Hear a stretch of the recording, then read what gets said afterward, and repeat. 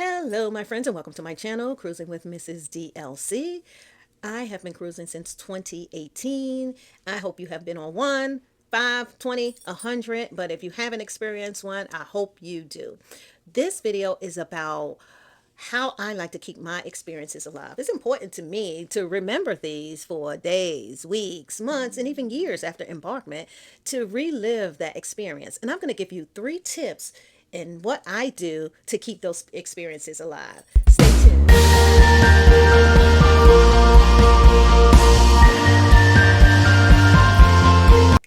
Okay, let's start with tip number one. Tip number one is not new. It is definitely not new. I know you've heard this before, but I'm going to tell you the right way to do this. And this is purchasing keepsakes. You can do this for a very low budget, but here is the key. The key is you want to purchase keepsakes that you use, because if you do not use them in your everyday life, they will be in the bottom of a bag. You may not even unpack them. They may be in a drawer, everything drawer, and you may not even see them again. But let me show you some of the things that I use and I purchase when I am on a cruise and when we embark onto a port. So I collect magnets. So for every location that we go to, I purchase a magnet, and these are very inexpensive. You can sometimes get them almost like two for $10, but they are a way for you to always see this, because you can put these on your fridge. Because they are magnetic. This one had the tag on it, but they are magnetic, and you can always look at them and say, "Oh, I remember when I was there." Now, the only thing about the magnets that, and I haven't seen this in any of the locations that we've gone to, is that I really wish that on the magnets they would insert a year here, because oftentimes, sometimes on cruises, you may visit the same location more than once, and you would want to know what year, or at least I would like to know what year did I visit. So I may find a way myself to like add a year on here, but magnets are an excellent keepsake for you to purchase that is going to help you remember your trip. Another item is, think about some of those things that you use in your everyday life.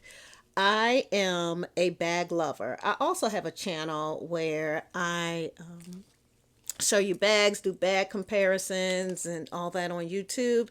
And I have a small business where I sell pre owned luxury bags. So on my trip, I was able to purchase, isn't that super cute? I was able to purchase some of these bag hangers, or bag charms, I'm sorry, to put on my bags. And although it doesn't have a location on here, I know where I got them from. I could not wait until I was able to add one of the charms on my bag. And that little, if you could see that little teddy bear, and it has love, love, love all around it. So as soon as I got home, I put this on here, and that helps me to keep that experience alive. One other thing, this was at one of the trips, and this was jewelry. And when you think about jewelry, you think, okay, that's not going to be cost effective for me. But let me tell you, I was able, and I believe this was a Cosmo. I think we were there, but this little ring was $15, and they made it right in front of you. So it was up to 3 initials that they would make, and the guy would do it in about 15 minutes right in front of you. This was probably one of the best gifts that I purchased. And I love it. I love, love, love it. So whenever I'm wearing this, it reminds me of that trip. So think about what you're buying on the trip that you want to remember your experience. I also, even on a cruise, cruise ships also has shops on it. They're like a floating mall. And just watch what you buy in there because it can get really costly. But this little ship, isn't that adorable? And again, this would be one that I would use on one of my bags when I'm wearing one of my bags. So this is something that would be very useful to me. So tip number one is just to make certain that the keepsakes that you purchase are things that you will use after the cruise. Tip number two, very important. Bring a journal. Bring a journal with you. And when you are in your room at night or early morning, when you get up, or if you have a balcony and you sit out on your balcony and you're watching the ocean, just journal your days. Just journal your days and some of those things that you want to really remember and want to revisit.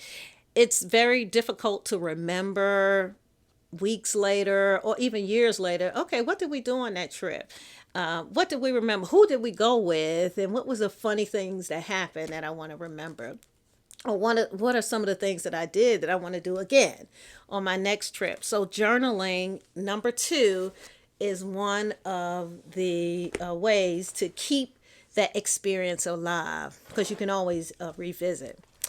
And number three, why not? Why not get to planning for your next trip? So here is my little trip planner. So once I finish a cruise, I go back into my planner and I start looking at days for my next cruise.